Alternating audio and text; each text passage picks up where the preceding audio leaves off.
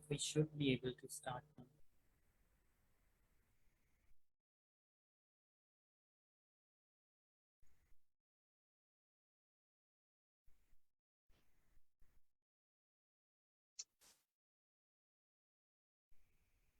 Thank you everyone for your patience. We are ready to go live. Thank you. Okay. Karanjit, please start. We can start. Hello everyone, मैं Karamjit Kaur, Punjab state coordinator, आप सबका हमारे kidney warrior journal के Hindi session में बहुत बहुत स्वागत करती हूँ। फ्रेंड्स, सबसे पहले मैं आप सबको और हमारे इस मुहिम में जो हमारे डॉक्टर्स हैं और जो भी हमारे साथ जुड़े हैं उन सबको वर्ल्ड किडनी डे की शुभकामनाएं देना चाहूंगी। हर साल मार्च महीने के सेकंड थर्सडे को वर्ल्ड किडनी डे मनाया जाता है, जिसका उद्देश्य गुर्दे की समस्याओं के प्रति जागरूकता बताना है। हेल्दी बॉडी के लिए हेल्दी किडनीज का होना बहुत जरूरी है। ऐसा ही हमारा आज का टॉपिक है। किडनी पेशेंट को बहुत सारी समस्याओं का सामना करना पड़ता है, जिनमें से अनीमिया या खून की कमी भी एक है। और आज मेरे इस सेशन में मेरे साथ हैं मेरे को होस्ट सचिन राव, जो मुंबई से हैं। इस टॉपिक पर बात करने के लिए आज हमारे साथ डॉक्टर संजीव गुलाटी हैं। और डॉक्टर संजीव गुलाटी का परिचय कराना मेरे लिए बहुत ही हर्ष की बात है। आप इंडियन सोसाइटी ऑफ नेफ्रोलॉजी के प्रेसिडेंट हैं और आप as a nephrologist Fortis Escort hospital Delhi में सेवा निभा रहे हैं। आपने न केवल अपने देश बल्कि विदेशों में भी यूके, ऑस्ट्रेलिया और कनाडा जैसे देशों में भी सेवा प्रदान की है। सर, मैं आपका इस सेशन में बहुत बहुत स्वागत करती हूँ और किडनी वॉरियर फाउंडेशन की ओर से आपको वर्ल्ड किडनी डे की शुभकामनाएं देती हूँ। सर, आप इस सेशन में हमारे साथ ज्वाइन करें। और सचिन, मैं आपसे निवेदन करूंगी, आज हमारे साथ और डॉक्टर हैं, डॉक्टर संजय पांडे, आप उनके बारे में भी इंट्रो दें। Yes, thank you Karamjit ji. Doctor Gulati ji, will come back to you आप थोड़ी देर में। डॉक्टर पंड्या जो आए हैं हमारे पास, वो राजकोट के वरिष्ठ नेफ्रोलॉजिस्ट में से एक है। आपने 1990 के दशक में आपकी प्रैक्टिस शुरू की है और आप ना ही केवल एक पैशनेट डॉक्टर हैं, आप किडनी रोगियों की शिक्षा में अग्रणी हैं और एक समर्पित शिक्षक भी हैं। आपके द्वारा लिखी गई सेव योर किडनी बुक, जो अंग्रेजी, हिंदी, गुजराती और कच्ची में तो लिखी गई है आपने, ये आपकी पुस्तक आपकी वेबसाइट www.kidneyeducation.com पर मुफ्त में डाउनलोड की जा सकती है। और यही नहीं, ये तकरीबन 40 भाषाओं में ट्रांसलेट हो चुकी है। और इसी की वजह से आपकी वेबसाइट और आपको golden book of world records और एशिया बुक ऑफ रिकॉर्ड्स से सम्मानित भी किया जा चुका है। और इसके अलावा डॉक्टर पंड्या ने किडनी एजुकेशन फाउंडेशन, इसके आप मुख्य संरक्षक और संस्थापक भी बने हैं, जो कि एक स्वास्थ्य संगठन है। किडनी की बीमारियों की रोकथाम और देखभाल के मिशन के साथ आपने जो www.kidneyeducation वेबसाइट का विकसित किया है इसको, और आज आपके इस मिशन में आपके साथ दुनिया के तकरीबन 100 नेफ्रोलॉजिस्ट आई बिलीव आपके मिशन में आपके साथ जुड़ चुके हैं। So I am very happy and it's my privilege sir कि आप हमारे किडनी वॉरियर्स फाउंडेशन के इस वेबिनार में शामिल हुए हैं। Wish you a very happy world kidney day. And आपके पास शायद एक प्रेजेंटेशन है, तो please go ahead and share it sir. मेरे सब दर्शक मित्रों को मेरा खूब खूब नमस्कार। किडनी वॉरियर की टीम और मेरे परम मित्र और इंडियन सोसाइटी नेफ्रोलॉजी के प्रेसिडेंट डॉक्टर संजीव गुलाटी साहब भी हमारे साथ है, वो हमारा सौभाग्य है। और आज वर्ल्ड किडनी डे है, तो वर्ल्ड किडनी डे में प्रिवेंशन है, जानकारी है, वो थीम है।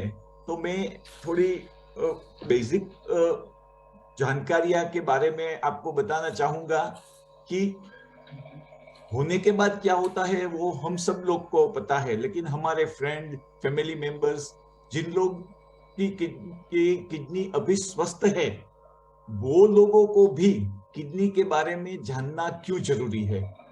आमतौर पे डायबिटीज, हार्ट के बारे में लोग जानते हैं, लेकिन किडनी के बारे में अज्ञानता सामान्य है। और ये वर्ल्ड किडनी डे के डेटा में उन लोगों ने बताया गया है कि 90% किडनी की बीमारी वाले लोग इन बीमारियों के बारे में अनजान है, और किडनी की बीमारियां है वो इतनी तेजी से बढ़ रही है, हर 10 में से एक व्यक्ति को किडनी का प्रश्न होने की आशंका है। और पूरे विश्व में अगर देखा जाए तो 85 करोड़ से अधिक लोग किडनी की बीमारी से पीड़ित है।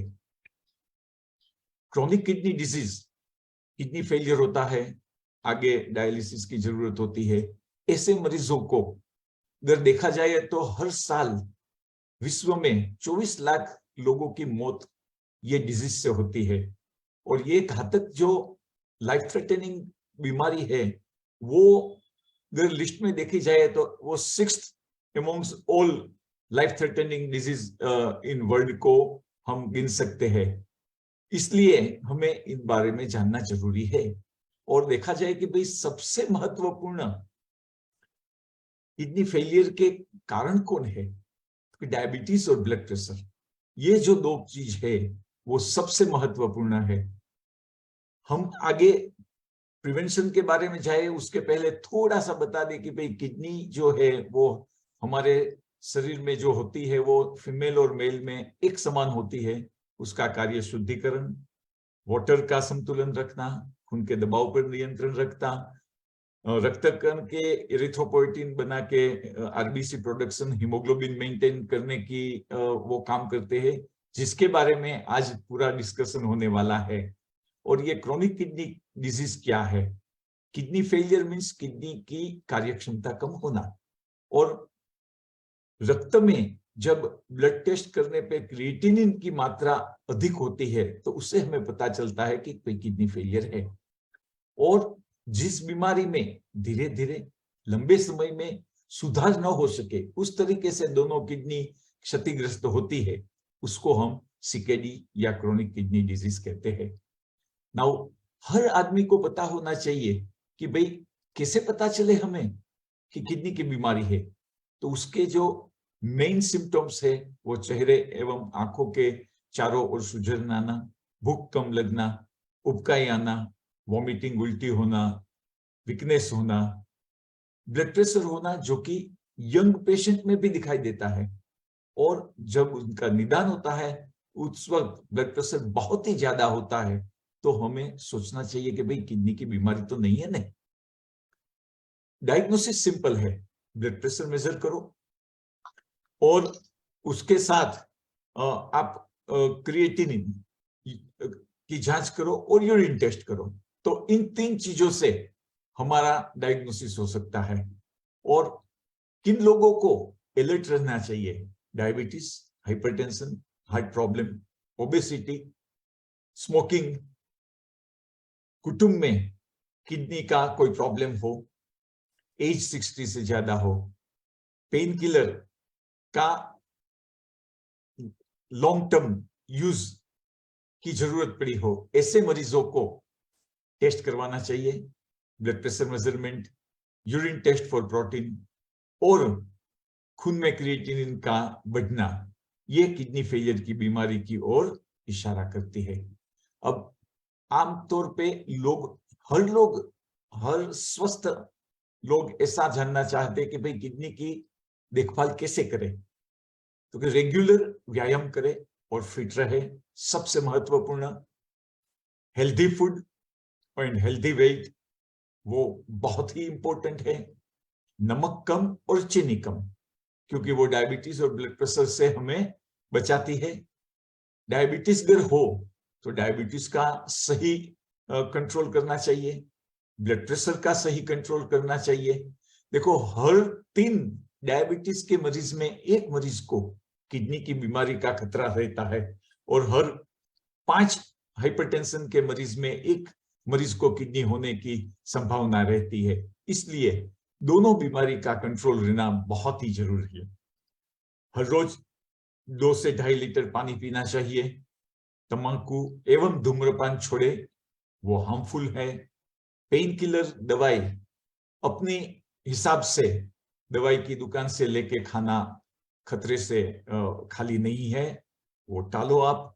और सबसे महत्वपूर्ण कि 90% ऑफ द किडनी पेशेंट में कोई भी साइन सिम्टम्स नहीं रहते, इसलिए 40 के एज के बाद रूटीन हेल्थ चेकअप हर साल करवाना वो बहुत ही इंपॉर्टेंट है। तो आप किडनी को जाने, रोके और उसके बारे में अगर सही ख्याल रखेंगे तो आप सुरक्षित रहेंगे। अभी हर आदमी को लगता है कि भाई अगर कोई इंफॉर्मेशन है वो अपनी मातृभाषा में है तो मातृभाषा में सीखना सबसे प्रभावी होता है। इसलिए मैं आज आपको हमारी kidneyeducation.com वेबसाइट के बारे में बताऊंगा, जो कि विश्व की एकमात्र 40 भाषाओं में उपलब्ध किडनी वेबसाइट है।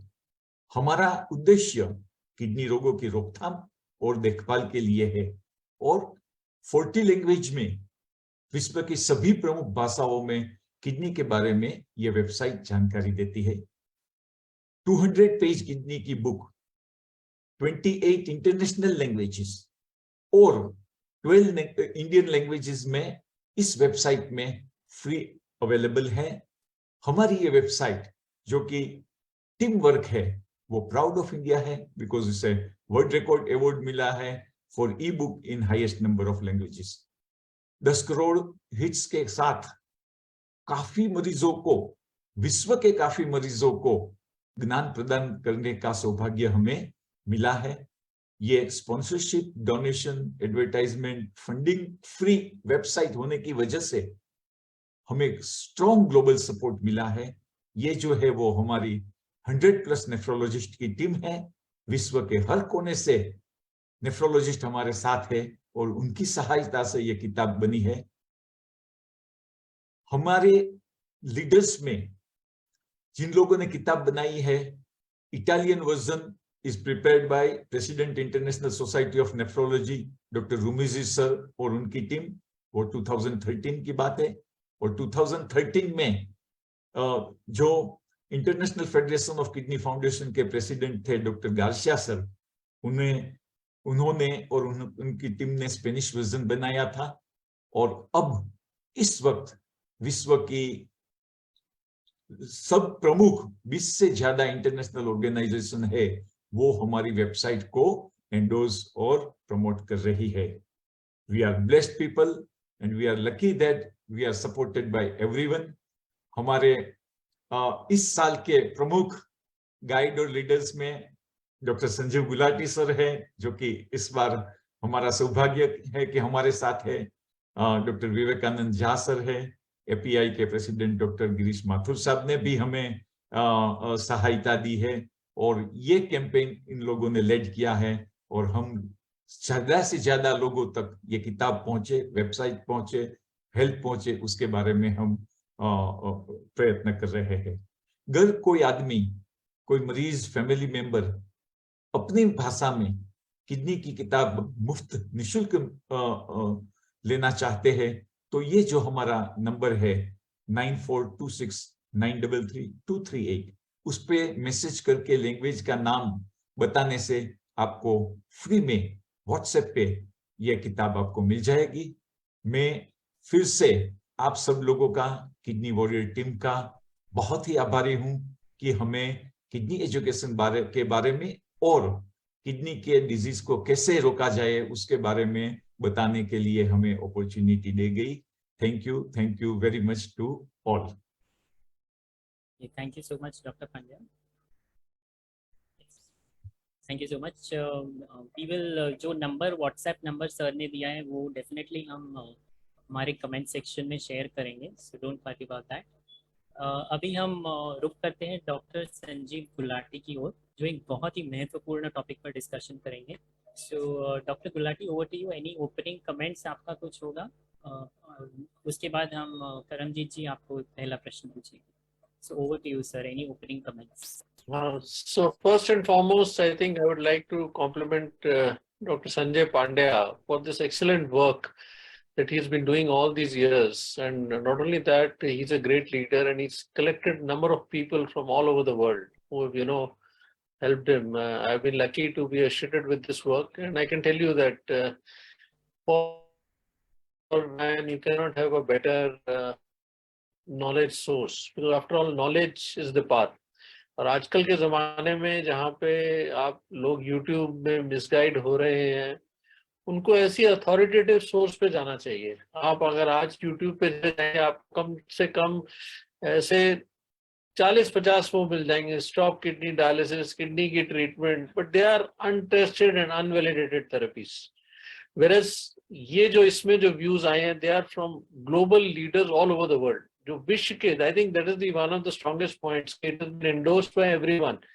ऐसा नहीं है कि डॉक्टर संजय पांडे अपनी मर्जी से जो कह रहे हैं वो हो रहा है, it is all over the world, people have got together और सबने अपना उसमें एफर्ट लगाया है कि कैसे हम लोगों तक ये इंफॉर्मेशन पहुंचाएं, किडनी की बीमारी से बचे रखें, या जिनको किडनी की बीमारी है तो उनके लिए क्या ऑप्शंस हैं। हर चीज, हर पहलू को बहुत अच्छी तरह एड्रेस किया है।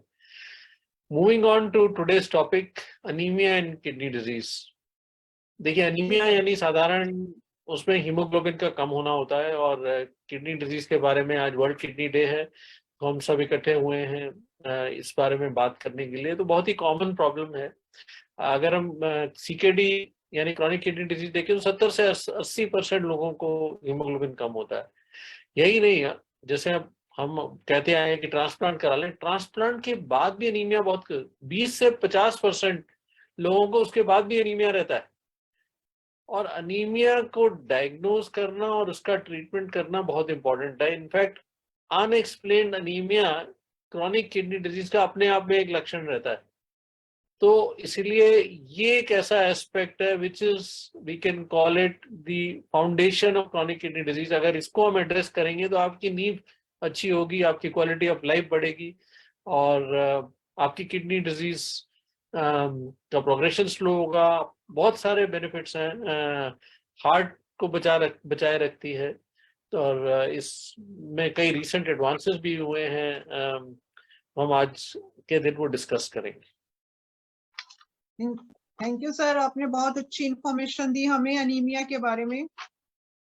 सर, अनीमिया के बारे में अगर हम किताबी ज्ञान को एक तरफ रखें, अगर आप हमें किसी पेशेंट का एक्सपीरियंस बताइए जिनके साथ आपने कोई ऐसा काम किया हो, उस पेशेंट में कोई अच्छी प्रोग्रेस हुई हो, उसकी स्वास्थ्य में सुधार आया हो, तो हमें ऐसी जानकारी ज्यादा वैल्यूएबल लगेगी हमारे दर्शकों को। देखिए, मैं 2 आपको केस स्टडीज बताऊंगा।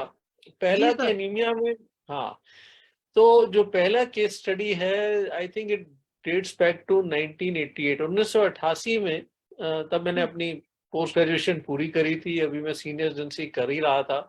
तो हमारे पास एक बच्चा आया जिसका हीमोग्लोबिन कम था, और यही नहीं, बच्चा एक डॉक्टर के नेफ्यू थे, यानी उनके ब्रदर के बच्चे थे। तो उन्होंने अपने लेवल पे जो भी थोड़ा बहुत देखा, उनको समझ नहीं आया। तो जब हम लोगों ने उसको डिटेल्ड चेकअप किया उस बच्चे का, तो हमें देखा ये इसकी तो, उसको आयरन विटामिन सालों साल चल रहे थे, लेकिन किसी ने गौर नहीं किया कि क्या ये किडनी की बीमारी से तो नहीं है। और जब हमने, क्योंकि सारे टेस्ट हो चुके थे, एज अ किडनी डॉक्टर तो हमारा तो दिमाग सबसे पहले जाता है कि भाई हम ये देखें, और हमारे एक्सपीरियंस में पहले भी ऐसा है।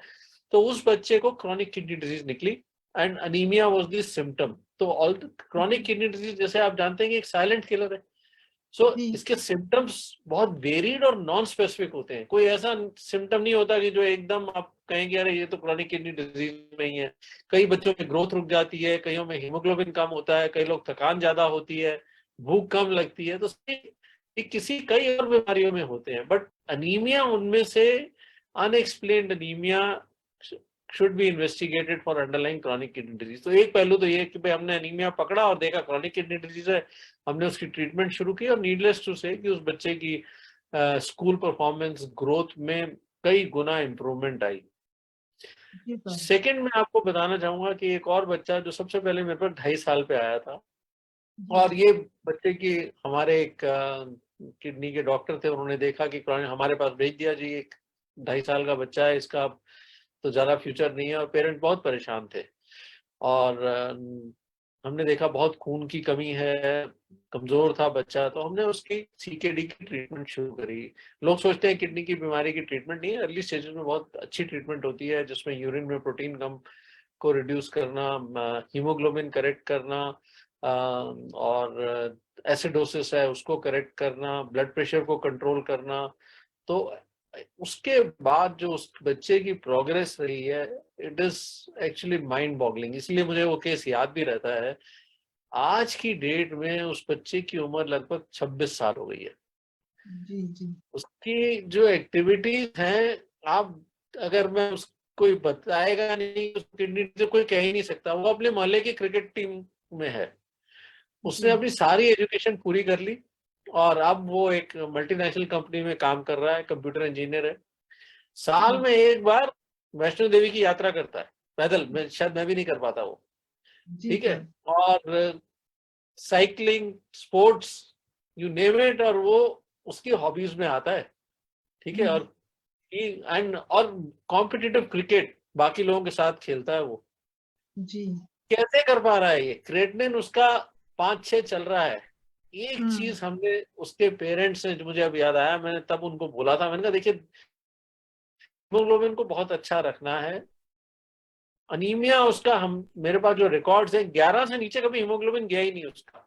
और यही सीकेडी की गाइडलाइंस कहती हैं कि अगर आपने किडनी के डिजीज की प्रोग्रेशन को स्लो डाउन करना है और हार्ट को प्रोटेक्ट करना है तो 11 से ऊपर रखें। तो उसको इंजेक्शन हमने शुरू किए थे एरिथ्रोपोएटिन नाम के। और आज की डेट में इसमें भी बहुत एडवांस आए हैं, वो हम एक बाद में बात करेंगे। बट आई थिंक दवाइयाँ रेगुलरली ली उसने, not misguided by any other therapy on the internet, regular checkup के लिए आता रहा।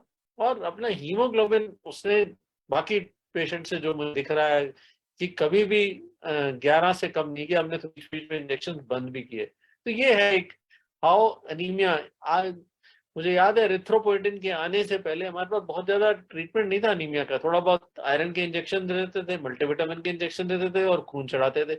और किसी भी पेशेंट का, जब हम ट्रेनिंग कर रहे थे, तब की बात है, तब मैं अपनी नेफ्रोलॉजी की ट्रेनिंग कर रहा था, तो हमारे सारे पेशेंट्स एनीमिक रहते थे, कमजोर रहते थे, चल नहीं पाते थे। और आज की डेट में सीकेडी के पेशेंट्स, जो बच्चे हैं वो अपनी स्टडीज कंप्लीट कर रहे हैं, जो एडल्ट्स हैं वो अपना पूरा दिन में काम कर रहे हैं। यानी इनका स्टेमिना भी बहुत अच्छा रहता है, एनर्जी लेवल अच्छी रहती है।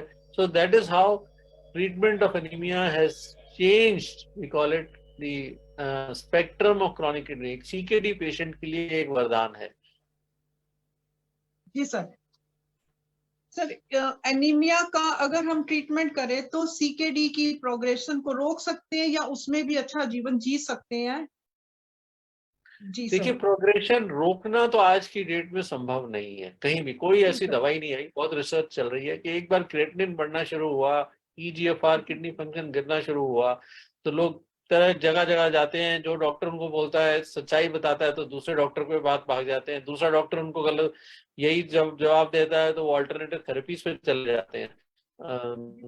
जैसे मैंने बताया कि homeopath, Ayurveda, these are all untested, unscientific, unvalidated therapies. हो सकता है इन थेरेपीज में भी कुछ जरूर अच्छी तरह ट्रीटमेंट्स हो, लेकिन जब तक उनके अच्छे ट्रायल्स नहीं होंगे, साइंटिफिक रैंडमाइज ट्रायल्स नहीं होंगे, तब तक हमें पता नहीं चलेगा उनमें कौन सी अच्छी ट्रीटमेंट है और कौन सी नहीं है। तो स्लो डाउन डेफिनेटली कर सकते हैं, जैसे इस बच्चे में हुआ। साथ ही साथ हाँ, साथ ही साथ हार्ट डिजीज क्या होता है कि हीमोग्लोबिन अगर कम होता है तो आपके हार्ट को ब्लड पंपिंग ज्यादा करनी पड़ती है, तो हार्ट पे एक्स्ट्रा लोड आता है। तो वो भी लेफ्ट वेंट्रिकुलर हाइपरट्रॉफी, जो हार्ट डिजीज का एक सिम्टम है, मतलब एक साइन है, वो कम हो जाती है। और एनर्जी लेवल तो मैंने बताया कि अच्छी रहती है। तो ये है। एरिथ्रोपोएटिन के इंजेक्शन की कोई और न्यू थेरेपीज भी हैं कि अगर हम इंजेक्शन की जगह ले सकते हैं?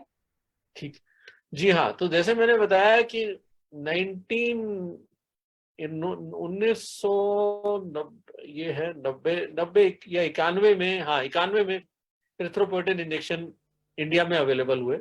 उससे पहले हम सिर्फ iron injection, multivitamin injection, blood transfusion देते थे। और उसके बाद ये एक बिल्कुल पिवोटल पॉइंट ऑफ थेरेपी बन गए। यानी इसके बिना अनीमिया का ट्रीटमेंट करना लगभग मुश्किल था। हाँ, थोड़ों में, जिनमें, मैं ये नहीं कह रहा कि सबको देना है विटामिन, उसका एक तरीका होता है देखने का कि पहले आयरन को रिप्लीट करें, विटामिन सप्लीमेंट करें, और उसके बाद हम एरिथ्रोपोएटिन पे जाते हैं। और बहुत ज्यादा एरिथ्रोपोएटिन के इंजेक्शंस आ तो गए, हाँ ये पेन, ये फिर भी हर एक, आप ये सोचिए कि अगर आपको कोई कहे कि ये इंजेक्शन हफ्ते में 2 बार लगाना है या 1 बार लगाना है, तो एक मतलब इरिटेंट रहता है, और उसकी वजह से कई बार हम चूकते भी हैं कि भाई अगर हम डॉक्टर मुझे कोई कहे इंजेक्शन लगा लो, तो एक बार तो मैं भी सोचता हूँ कि यार कोई और रास्ता निकल आए।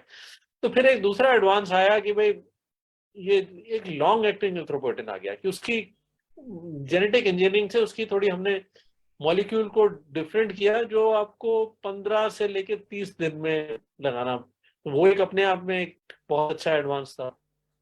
लेकिन एरिथ्रोपोएटिन के और भी डिसएडवांटेज है इंजेक्शन के, क्या है कि एक तो वो टेम्परेचर सेंसिटिव है, यानी जी सर। बहुत गर्मी हो तो अगर आपने उसको 8 डिग्री सेंटीग्रेड के नीचे नहीं रखा, 3 से 4 इज आइडियल, यानी फ्रिज के आउटर शेल्फ में नहीं रखा, तो वो पानी के बराबर हो जाता है। और हमारे देश में तो आपको मालूम है टेम्परेचर जी, 40 जी, जा रहा है, 44 जा रहा है।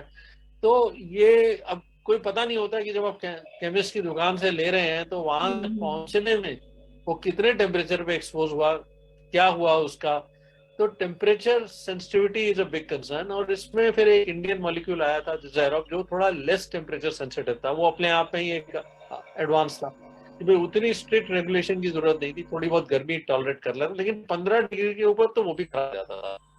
अब एक एडवांस आया है, ओरल ड्रग्स आ गई हैं, इसको HIF-PHI इनहिबिटर इनका साइंटिफिक नेम है, और रॉक्सोडोस्टैट और डेसिडोस्टैट। और ये एक बहुत ही सराहनीय बात है कि पहली बार India has taken a lead, और इंडिया से ये मॉलिक्यूल पेटेंट हुआ है, एक भारतीय कंपनी जाइडस फार्मास्यूटिकल्स ने, और इसको लॉन्च किया डेसिडोस्टैट आफ्टर ड्यू।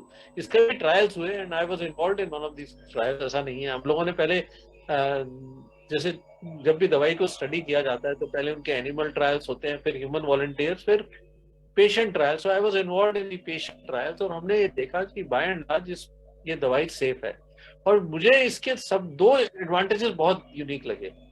नंबर 1 कि भाई कोई इंजेक्शन लेने की सिरदर्दी नहीं है, तो कोई ऐसा ये नहीं कि हर बार आपको एक इंजेक्शन लगेगा तब आपका हीमोग्लोबिन बढ़ेगा, ये ना अपने आप में बड़ा कन्वीनियंट था। सेकेंड, टेम्परेचर सेंसिटिविटी, इसकी उतनी हमें फ्रिज में रखने की जरूरत ही नहीं है। इट कैन बी अपना रूम टेम्परेचर पे आप रखें। तो ये मैं ये नहीं कह रहा कि इसको 40 डिग्री पे, बट अंदर आप एक बार आप ले आए और कमरे में भी रखा है तो इट इज परफेक्टली सेफ। और तीसरा एक साइंटिफिक बेनिफिट था कि जब कई बार एक आयरन ओवरलोड में होते हैं पेशेंट्स, आयरन अवेलेबिलिटी नहीं होती है, तो हम इसे कहते हैं एरिथ्रोपोएटिन रेजिस्टेंस आ रही है, इन्फेक्शंस में देखा गया है, तरह तरह के इन्फ्लेमेटरी मार्कर्स में देखा गया, तो उन केसेस में ये एरिथ्रोपोएटिन से भी बेटर परफॉर्म करते हैं। तो this is I think a major, ये एनीमिया की ट्रीटमेंट में बहुत बड़ा एडवांस है। और उससे अच्छी बात यह है कि ये थेरेपी इंडिया से भी उपलब्ध हुई है, एक भारतीय कंपनी ने इसको पेटेंट करके लॉन्च किया है, एंड दैट ड्रग इज बाहर की कंट्रीज के मुकाबले I think it is available at 1/100th of a price, very affordable, cheaper than erythropoietin.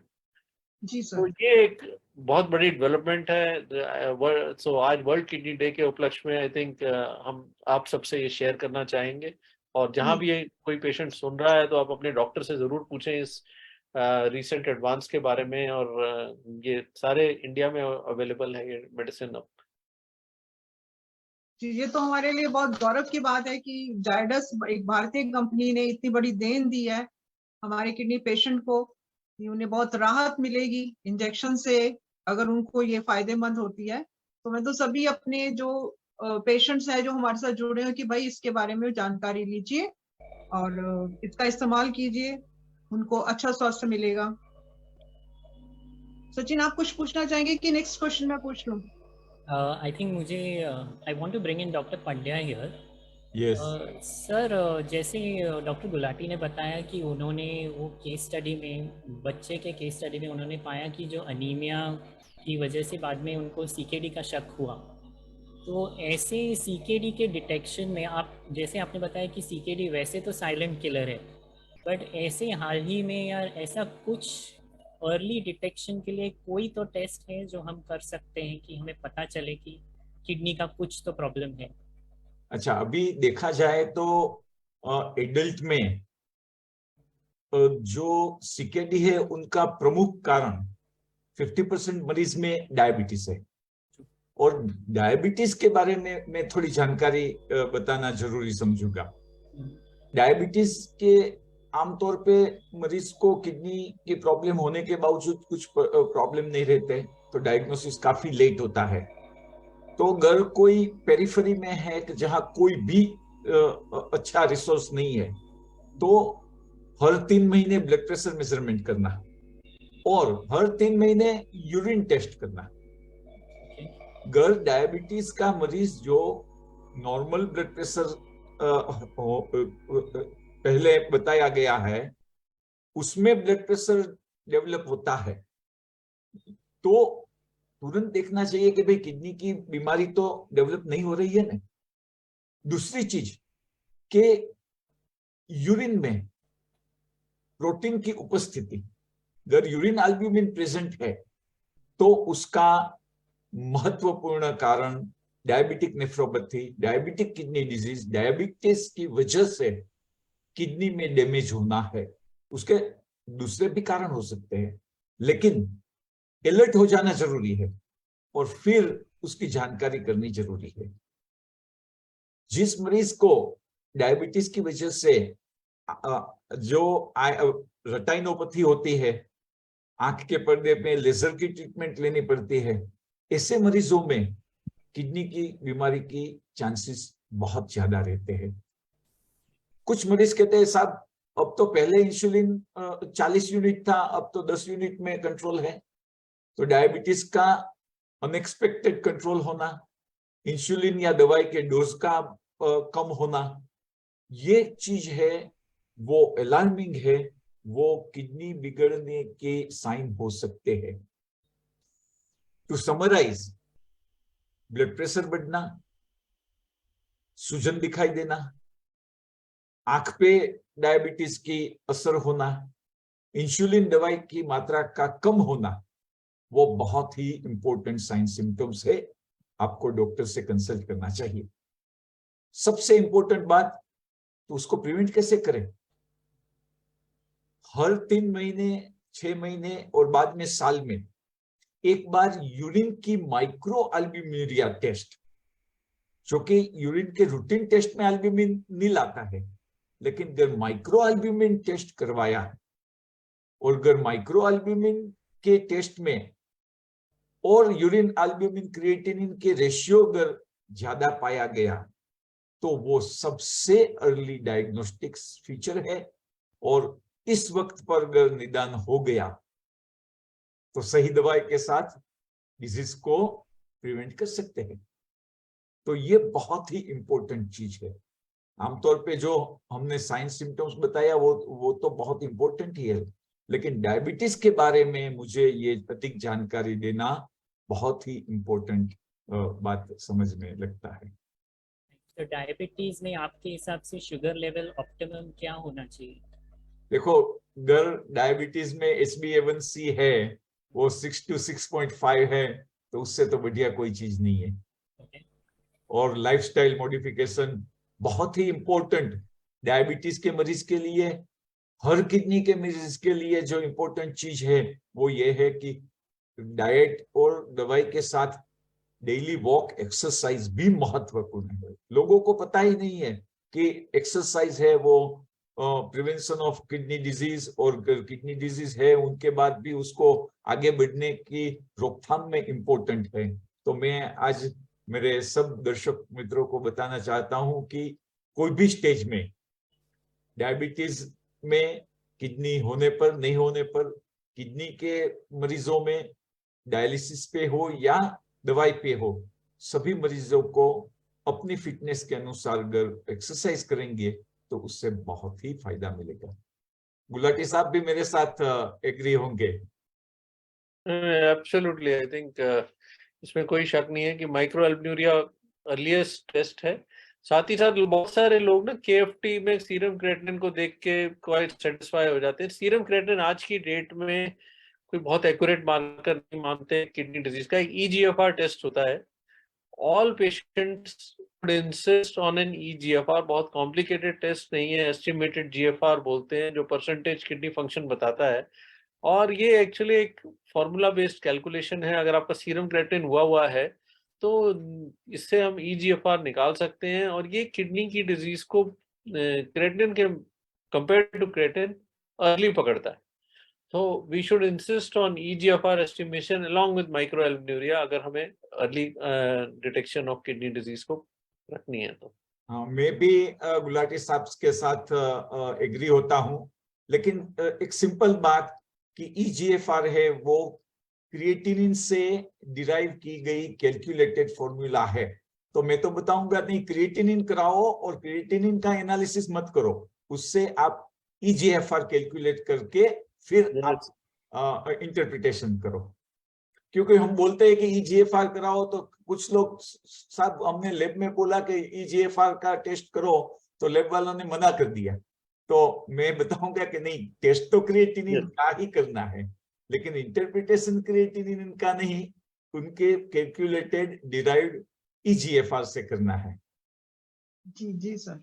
Thank you sir. Just one more thing मुझे पूछना था, ये जब प्रिवेंशन में आप आते हैं, अभी दुनिया आपको एज यू मे नो अभी दो हिस्सों में बटा हुआ है, प्री कोविड और पोस्ट कोविड। तो क्या कोविड की वजह से, पहले न्यूज़ में बहुत आता था कि काफ़ी लोगों की किडनियाँ अफेक्ट हो चुकी है, तो एनी ऑफ यू डॉक्टर्स जिनको कोविड अफेक्टेड ऑलरेडी हो चुका है एक बार, क्या वो भी अभी हाई रिस्क कैटेगरी में आते हैं किडनी डिजीज के? गुलाटी साहब आप बताना चाहेंगे? हाँ, सो देखिए, इससे दो पहलू हैं। एक तो कोविड में एक ये चीज देखी गई कि जिन लोगों को कोविड क्रॉनिक किडनी डिजीज थी, उनमें कोविड के आउटकम बहुत पुअर थे।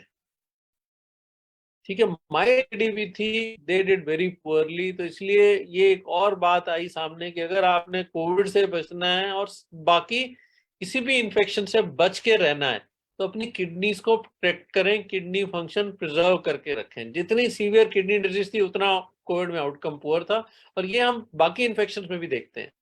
अब बात रही कि क्या कोविड किडनी को डैमेज करता है, इस पे रिसर्च चल रही है। इस पे दोनों पहलू हैं कि कुछ लोग कहते हैं कि कोविड के बाद किडनी की प्रॉब्लम बढ़ी, लेकिन क्या उन पेशेंट को पहले भी माइल्ड किडनी डिजीज थी, it is not known. So it is too early to say कि Covid directly damages the kidney, but जिन लोगों की किडनी कमजोर थी उसमें कोविड की वजह से प्रॉब्लम डेफिनेटली किडनी की बढ़ी है। ये बात तो अनक्वेश्चनेबल है, but independently COVID causing kidney disease, I think there is no consensus, and this is still a research question. Doctor Pandya, your experience please. No, सही बात है, लेकिन हम लोग हमारे हिसाब से कुछ मरीजों को कि जिनके बेसलाइन क्रिएटिनिन अवेलेबल थे वो नॉर्मल थे, और कोविड के बाद वो परमानेंटली थोड़े हाई मालूम पड़े हैं।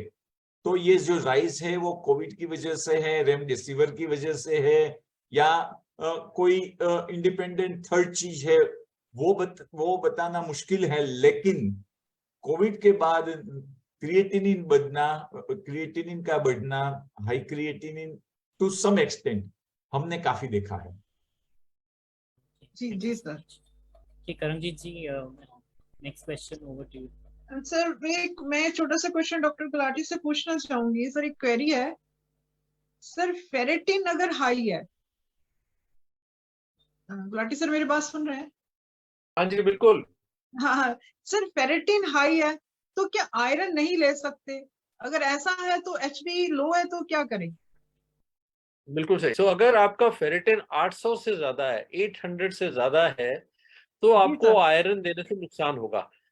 ये कहते हैं कि iron is there in the body but it is not bio available, यानी हीमोग्लोबिन बनने की प्रोसेस में वो अवेलेबल नहीं है।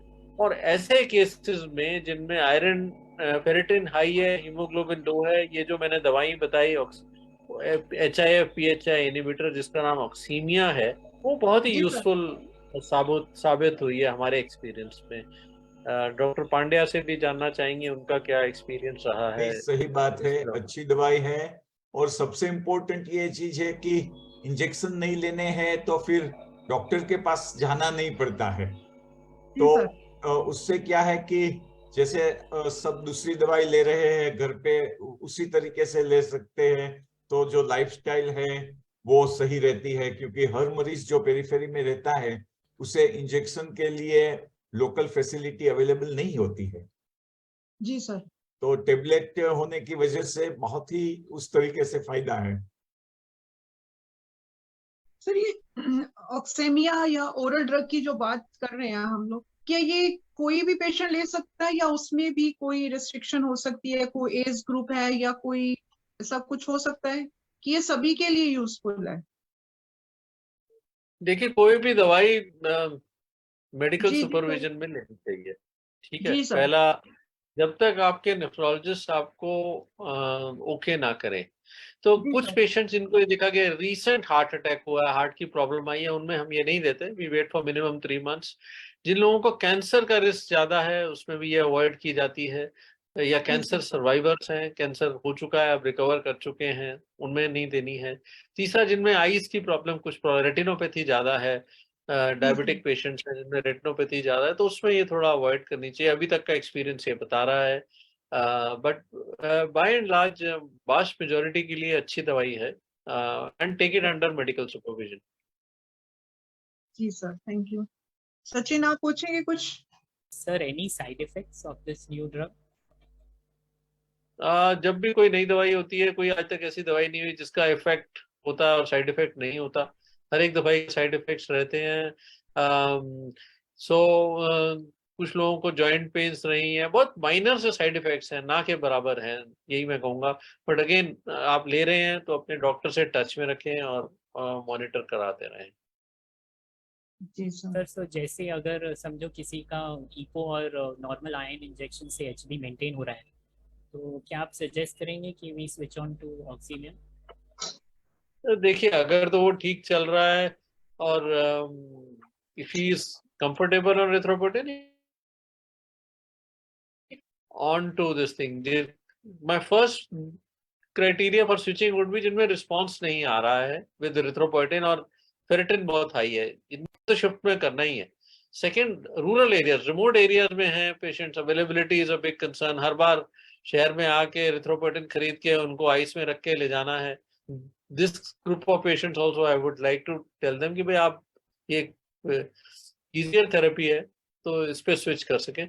एंड एज येट अभी बच्चों में ये लाइसेंस नहीं है दवाई। रिसर्च मतलब हर दवाई जब आती है तो पहले एडल्ट्स में आती है, so it's been not been cleared, but I'm sure जब तक साइंटिफिक ट्रायल्स आएंगे तो there's no reason कि बच्चों में क्यों ना ये वो हो।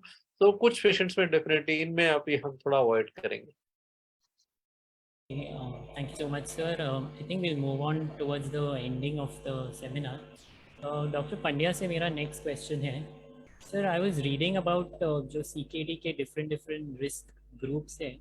अभी हाल ही में I read कि एक नया group ऐड हुआ है called as CKD-U और CKD of unknown origin.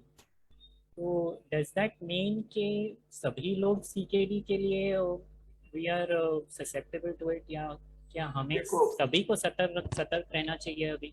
नहीं देखो, मैंने मेरी स्लाइड में बताया कि किन ग्रुप को ज्यादा सतर्क रहने चाहिए, वो एक स्लाइड मेरी उस पे ही थी।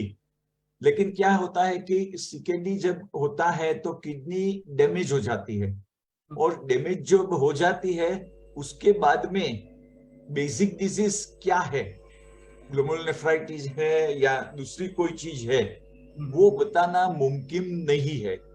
तो फिर वो अनडिफरेंशिएटेड जो कोज है उसमें आता है।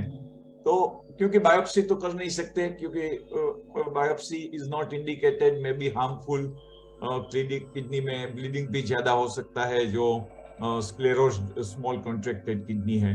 तो फिर पता नहीं है, इसलिए जो ग्रुप है उसमें इटियोलॉजी क्लियर कट नहीं है, उस ग्रुप को वहां रखा जाता है। लेकिन बेसिकली हमें जो इम्पोर्टेंट कोज, जो नॉन कोज है, उस पर कॉन्सेंट्रेट करना चाहिए प्रिवेंशन के लिए। Thank you so much sir. I think आज का सेशन एकदम इंफॉर्मेटिव हुआ है। आई थिंक बहुत सारी जानकारी मिली है। वील थोड़े से समापन टिप्पणियाँ आप दोनों डॉक्टर से मैं लेना चाहूँगा। Since we are on to doctor Pandya, we start with you only. आपकी एनी अच्छा, मैसेज जो आप देना चाहेंगे? मेरा मैसेज तो प्रिवेंशन के लिए है, क्योंकि आज वर्ल्ड किडनी डे है। Yes. तो हर लोग जो स्वस्थ है उसे स्वस्थ रहना चाहिए। फिट रहो, एक्सरसाइज करो, डाइट बैलेंस लो, चीनी और नमक कम लेना जरूरी है। अगर डायबिटीज ब्लड प्रेशर है तो पूरा कंट्रोल, एनुअल चेकअप, पानी ज्यादा पीना, avoid smoking, tobacco chewing, pain killers, और हर साल हेल्थ चेकअप, रूटीन चेकअप करना बहुत ही फायदेमंद है। और अगर आपको कभी भी जानकारी की जरूरत है तो www.kidneyeducation.com है, वो सिर्फ और सिर्फ सोसाइटी के सब लोगों के लिए है। तो कोई भी आदमी कभी भी कहीं से भी अपनी भाषा में किताब पढ़ के जानकारी पा सकता है, और पूरे राष्ट्र के, पूरे विश्व के सभी लोगों को, सभी लोगों ने इस कार्य में जो सपोर्ट दिया है, dedicated efforts without any financial return, without any financial gain, वो बहुत ही सराहनीय है। और आज किडनी वॉरियर फाउंडेशन के साथ भी ये एक्टिविटी जुड़ गई है, उसके लिए मुझे बहुत ही खुशी है। जी सर जी। करमजीत जी, आपके पास कोई क्वेश्चन है? डॉक्टर गुलाटी से समापन मुझे टिप्पणियां लग रहा है लेंगे। कि आज बहुत सारी जो हमारी गई थी वो डॉक्टर गुलाटी जी ने बहुत अच्छे से हमें समझाया, और जो नए ड्रग्स के बारे में भी बताया, वो बहुत वैल्यूएबल है हम सबके लिए, हमारे पेशेंट्स के लिए। तो मैं डॉक्टर संजीव गुलाटी जी का बहुत धन्यवाद करना चाहूंगी। सेशन में उन्होंने हमें बहुत अच्छी जानकारी दी। सो डॉक्टर साहब, आपको वर्ल्ड किडनी डे की बहुत बहुत मुबारक, दोनों डॉक्टर्स को, और धन्यवाद आपने इतना कीमती समय हमें दिया। और अब दोबारा भी Thank you, and I think it's been a join. ये जैसे कि हम लोगों ने पहले बताया कि क्रॉनिक किडनी डिजीज की बीमारी बहुत तेजी से बढ़ रही है, और जी सर। इस बीमारी आने वाले समय में ये कह रहे हैं कि 5th leading cause of death होने वाली है। तो अगर हम इस सब से बचना है तो हमें मिलजुल के काम करना है। नॉलेज जी इज सर। पावर, तो नॉलेज स्प्रेड करनी है। और एक मेरा यूट्यूब चैनल भी है, हम लोगों ने, जैसे डॉक्टर पांड्या ने बताया आपको, ये kidneyeducation.com, उनसे प्रेरित होकर हमने एक यूट्यूब चैनल शुरू किया। मैंने doctor Sanjeev Gulati kidney clinic, ये भी एड फ्री चैनल है। नो, ताकि कोई इसमें इंटरप्शन ना आए। No revenue is being collected और अर्न। तो इसमें मैं तरह टाइम टाइम पे रिसेंट एडवांसेस होते हैं, मैं डाल देता हूँ। It is so far having more than 20 lakh views. तो ज्यादा से ज्यादा लोग इसको इस पे लाइक करें। जो लोग पढ़ना में थोड़े सुस्ती चाहते हैं तो आप देख सकते हैं, सुन सकते हैं। और once again kidney warrior foundation को मैं कॉम्प्लीमेंट भी करूंगा। वसुंधरा जी हमारे साथ हैं, she is done phenomenal work in inspiring all of us to fight kidney disease, come together and fight kidney disease. Or Indian Society of Nephrology is really privileged and proud to be associated with organizations जैसे कि Kidney Warrior Foundation है। धन्यवाद। Thank you so much. Thank you. I would like to thank Karamjit ji, all the doctors, and a special thank you to Zydus for making this possible. So अगली बार तक we will meet again in the next webinar. Thank you so much. Bye bye. Thank you. नमस्कार। नमस्कार।